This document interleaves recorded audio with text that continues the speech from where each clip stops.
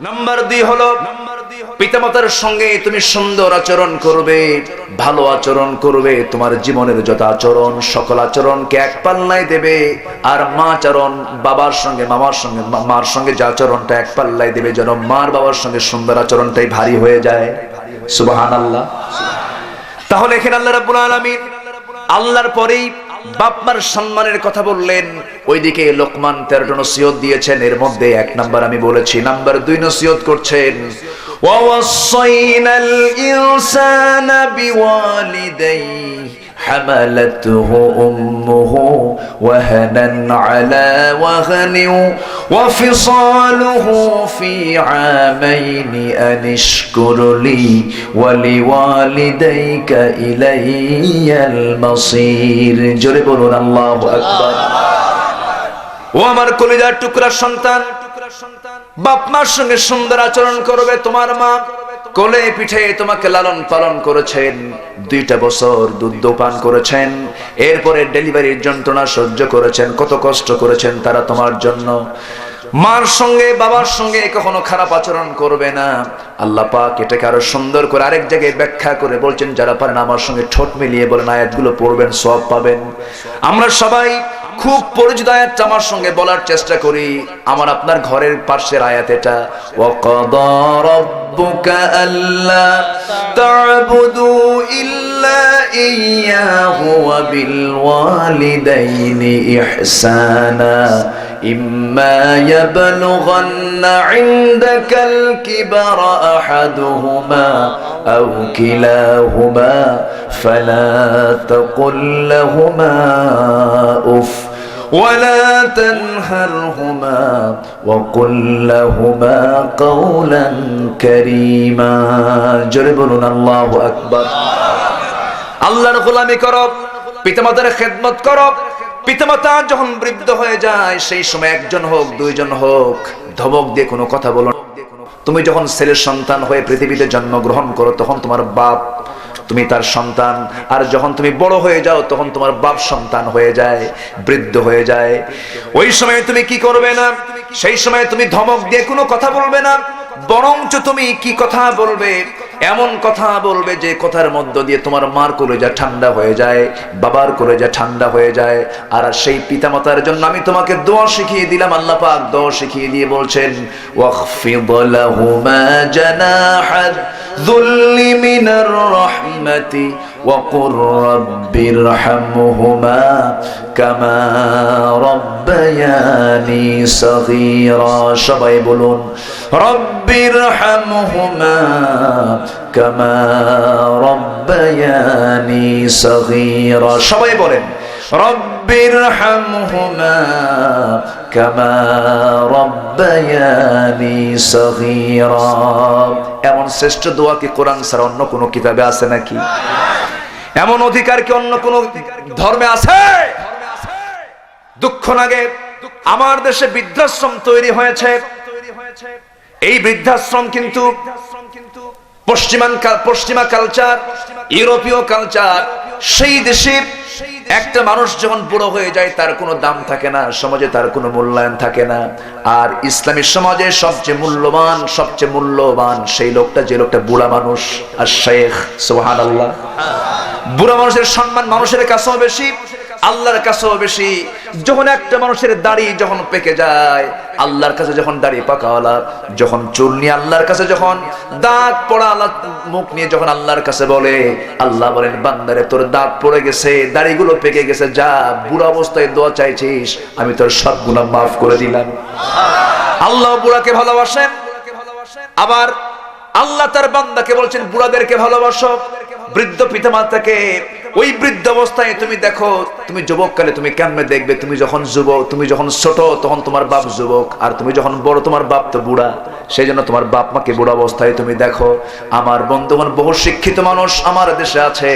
আমার এক মুসল্লি কাঁদতে কাঁদতে অস্থির হয়ে বলছে, হুজুর আমাকে দেখার কেউ নাই, কেন কি হয়েছে? হুজুর 4টা ছেলে আমার, একটা আমেরিকায় থাকে, আরেকটা জার্মানি থাকে, আরো 2টা সন্তান আমার আছে। এরা প্রচন্ড ব্যস্ত, বড় বড় শিক্ষিত হয়েছে। আমার ওপেন হার্ট সার্জারি হয়েছে, আমার সন্তানগুলো দেখার সময় পায় না। সে কেঁদে কেঁদে বলে, হুজুর আমার সন্তানকে কি শিক্ষা দিলাম, আমার সন্তান যদি আজকে মূর্খ থাকতো আমার খেদমত করতো। আমি বললাম, চাচা বড় একটা ভুল করে ফেলেছেন, বহু বড় শিক্ষিত করেছেন কিন্তু কোরআনের জ্ঞানটা আপনি দিতে পারেন নাই। ঠিক কি না? কোরআনের জ্ঞান না থাকার কারণে তো এই অবস্থা। আপনি গুলশান যান, বনানী যান, বাড়িধারা যান, অধিকাংশ পরিবার আপনি লক্ষ্য করে দেখবেন সেই জায়গায় শান্তি নাই। শান্তির কোন সুবাতাস সেখানে আপনি পাবেন না। শান্তি পেতে হলে কোরআনের বিধানকে মেনে চলতে হবে সব জায়গায়। পরিবারেও দরকার আছে না নাই? আজকে পরিবার ব্যবস্থা ধ্বংসের পথে। ইসলাম পিতৃ পরিচয় বিশ্বাস করে, কিন্তু আমেরিকার সভ্যতা হচ্ছে মাতৃ পরিচয়, পিতার কোনো পরিচয় নাই। কোন বীজ থেকে আসছে দেখার দরকার নেই, মা দেখলেই হলো। নাউজুবিল্লাহ কম। আর ইসলাম আগে বলছে না, পিতৃ পরিচয় আগে হবে। কি পরিচয়? পিতার পরিচয়। এটা হচ্ছে ইসলামের সিস্টেম। আল্লাহু আকবার বলেন। কষ্ট দিচ্ছে আপনাদেরকে? মা খুশি হলে কে খুশি হবেন? বাবা খুশি হলে কে খুশি হবেন? বাপ বড় না মা বড়? হ্যাঁ, মা বড়, বাপ ছোট। হ্যাঁ, মা বড় না বাপ বড়? হ্যাঁ, এই যে খুব সুন্দর উত্তর দিছে, দুইজনই বড়। আলহামদুলিল্লাহ, খুব সুন্দর কথা, খুব সুন্দর। আমি খুব চয়েস হলো আমার কথাটা। দুজনই বড়। দু চোখের মধ্যে কোন চোখ দামি? কোন, ডান চোখ না বাম চোখ? হ্যাঁ, দুই চোখই দামি, দুজনই বড়। এখানেও কোনো লেভেল করা যাবে না কোনো সন্তানকে। কিছু কিছু পরিবার আছে মাকে বেশি দাম দেয় আর বাপকে এক্সাইট করে রাখে। আছে না? আছে না? এটার জন্য কিন্তু ফ্যামিলিও দায়ী। অনেক সময় মারা এরকম করে। আচ্ছা, দুজনই বড়, কিন্তু এই দুজনের মধ্যে নেতাকে অনেকে কিন্তু মানে চিনতে পড়ে গেছে। এই দুজনের ভিতরে এই দুজন তো লিডার, আমাদের দুজনই বড় আমাদের কাছে, কিন্তু পরিবারের কোন সংকট সৃষ্টি হয়েছে। সেই সংকটে বিচারের দরকার। সেই বিচার করবে কে? মা না বাবা? তাহলে মর্যাদা কার বেশি? বলেন, কার বেশি মর্যাদা আর অধিকার বেশি কার? মায়ের। আলহামদুলিল্লাহ বলেন। অধিকার বেশি মায়ের, রাইটস, অধিকার। এটা হচ্ছে মার। মান আহাক্কা বিহুসনি সুহাবাতি। অধিকার পাওয়ার ক্ষেত্রে আমার সবচেয়ে অগ্রগণ্য লোকটাকে রাসূল বলেন তোমার মা। সুবহানাল্লাহ। এরপর তোমার মা, এরপর তোমার মা, এরপর কে? তোমার আব্বা। অধিকারের দিক থেকে, কিন্তু মর্যাদার দিক থেকে অবশ্যই বাবা। আল্লাহু আকবার। এটার দিকে আবার রাসূল আরেকটা হাদিসে বললেন, রিদার রাব্বি ওয়া রিদাল ওয়ালিদি ওয়া সাখতুহু ফি সাখতিল ওয়ালিদ। পিতা খুশি, আল্লাহ খুশি। পিতা নারাজ, আল্লাহ নারাজ। তাহলে পিতার মর্যাদা কি কম থাকলো? অনেক। এজন্য এই পিতামাতাকে সবার আগে প্রাধান্য দেব আমরা। জোরে বলি ইনশাআল্লাহ, আর জোরে বলি ইনশাআল্লাহ।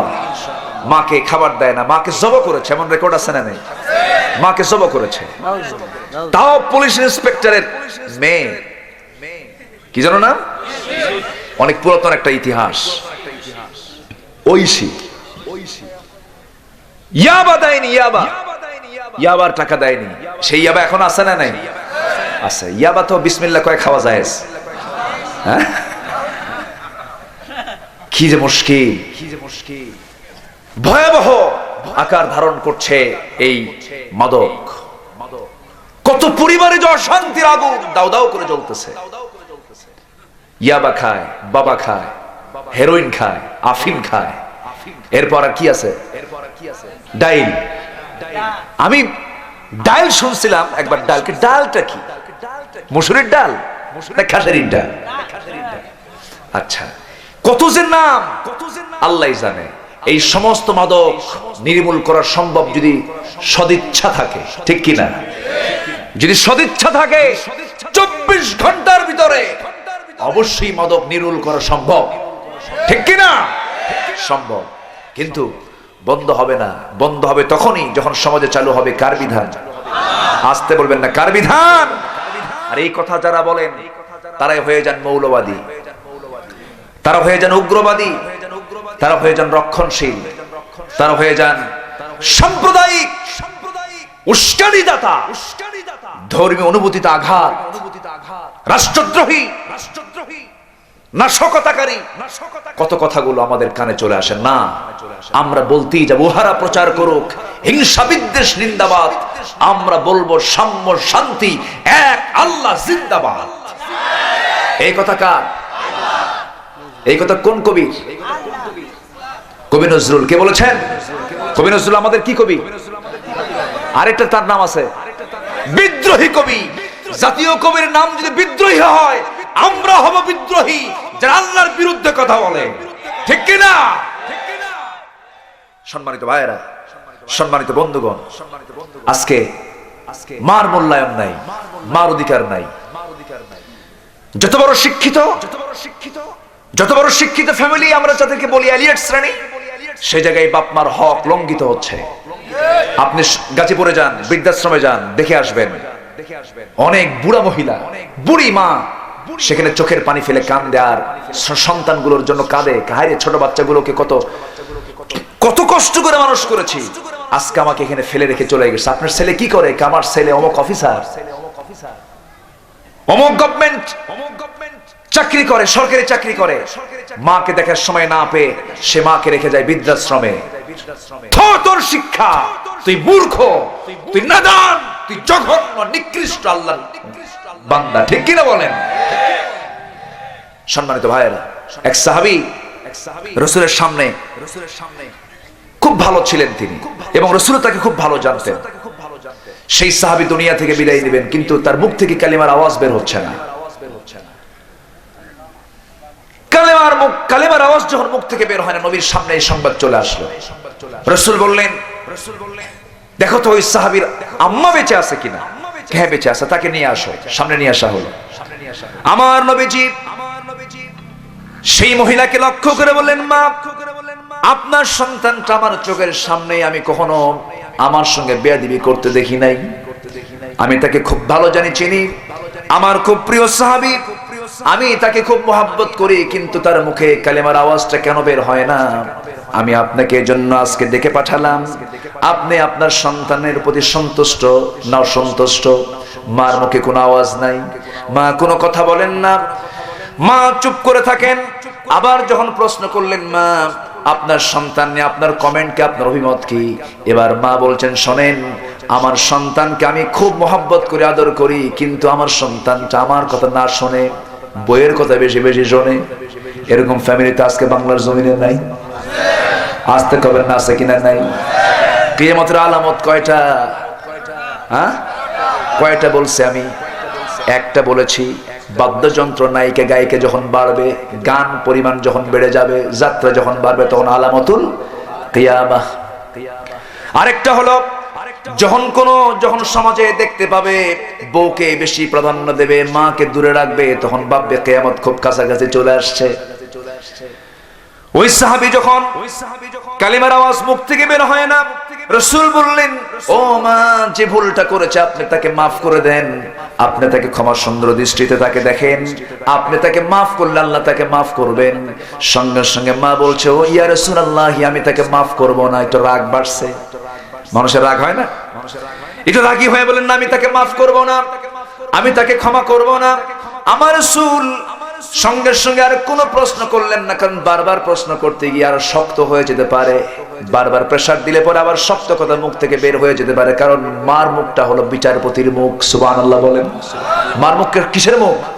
বিচারপতি যখন বিচারের চেয়ারে দাঁড়ায় বসে যখন একটা রায় লিখে দেয়, তখন যেমন চূড়ান্ত আইন আকারে হয়ে যায়, তেমনি মার মুখ থেকে যে কথাটাই বের হয়ে যায় সে কথাটা আইন হয়ে যায়।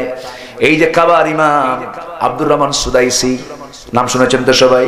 আব্দুর রহমান সুদাইসি, একসঙ্গে আল্লাহ পাক এক কাতারে নামাজ পড়ার তৌফিক আল্লাহ পাক আমাকে দিয়েছেন। সালাম বিনিময় করেছিলাম তার সাথে। এই লোকটা যখন ছোট ছিলেন, একটু ডান পিঠে ছিলেন। ডান পিঠে সন্তান কিছু আছে না, মাইরা মুইরা সোজা করে, 10টা একদিকে, ও একলা একদিকে, এরকম আছে না কিছু? ডান পিঠে কিছু বাচ্চা এরকম সমাজে আছে। উনি একটু ডান পিঠে ছিলেন। মা একদিন বিরক্ত হয়ে বলতেছেন, এই সন্তান, তুই বড় হলে আর কি হবি? যে তুই যে উশৃঙ্খল, তুই বড় হলে আর কি হবি? তুই কাবা শরীফের ইমাম হ। কাবা শরীফের কি হ? ইমাম হ। মানে এটা বলছেন উনি রাগের মাথায়, তুই কাবা শরীফের ইমাম হবি। এই রাগের কথাটা আল্লাহ পাক কবুল করে নিয়ে তাকে কাবার ইমাম বানিয়ে দিয়েছেন আল্লাহ। জোরে কোন সুবহানাল্লাহ। তাহলে মার কথার মধ্যে বরকত দিয়েছেন কে? মার কথার মধ্যে বরকত কে দিয়েছেন? আল্লাহ দিয়েছেন। আমার ভাইয়েরা, আলকামার মাকে কিছু না বলে আমার নবীজি ঠান্ডা মাথায় বললেন, সাহাবীরা তোমরা কিছু জ্বালানি সংগ্রহ করো, আগুন লাগায় দাও, জ্বালানি জ্বালাও। এই হুকুম দেওয়ার সঙ্গে সঙ্গে ওই মহিলা বলছেন, ইয়া রাসূলুল্লাহ, হঠাৎ করে আপনি আগুন জ্বালানোর অর্ডার দিলেন কেন, জ্বালানির সংগ্রহের অর্ডার দিলেন কেন? আমার রাসূল সঙ্গে সঙ্গে বলছেন, মা, যে সন্তান তার মার অবাধ্য হয় তাকে জীবদ্দশায় তাকে আগুনে জ্বালায় ভস্ম করে দুনিয়া থেকে বিদায় করাই ভালো। এই কথা শোনার সঙ্গে সঙ্গে মার চোখের কোনা বেয়ে বেয়ে টপ টপ করে পানি পড়া শুরু হয়েছে। আমার বন্ধুগণ, এই পৃথিবীতে সবচেয়ে বেশি আদর করেন, সবচেয়ে বেশি মহব্বত করেন মা তার সন্তানকে। মার মহব্বতকে এক পাল্লাই দেন, সব মহব্বতকে এক পাল্লাই দেন। মার মহব্বতটা সন্তানের প্রতি যেটা, এটাই বেশি ভারী হয়ে যায়। জোরে বলুন সুবহানাল্লাহ। মার চোখে পানি টলমল করছে, মা কাঁদেন। এবার রাসূল বলছেন, মা কাঁদেন কেন আপনি? আপনার কান্না থামিয়ে দিন। সঙ্গে সঙ্গে বলছেন, ইয়া রাসূলুল্লাহ, আমার সন্তান আমার সঙ্গে বেয়াদবি করেছে, কিন্তু সন্তানকে পেটেতে আমি ধারণ করেছি, কষ্ট আমি স্বীকার করেছি, ডেলিভারির যন্ত্রণা সহ্য করেছি, 2টা বছর দুগ্ধ পান করেছি, তিলে তিলে আমি তাকে মানুষ করেছি। হুজুর বেয়াদবি করছে, জান আমি আপনাকে সাক্ষী রেখে বলছি, সন্তানের সমস্ত বেয়াদবি মাফ করে দিলাম, আমি সব মাফ করে দিলাম। সঙ্গে সঙ্গে আমার রাসূল জানতে পারলেন, দেখো তো আলকামার কি হয়েছে। আলকামার জবান দিও সঙ্গে সঙ্গে বিদ্যুৎ বেগে জবান থেকে বের হয়ে গেছে, আশহাদু আল্লা ইলাহা ইল্লাল্লাহু ওয়াহদাহু লা শারীকা লাহু ওয়া আশহাদু আন্না মুহাম্মাদান আবদুহু ওয়া রাসূলুহু।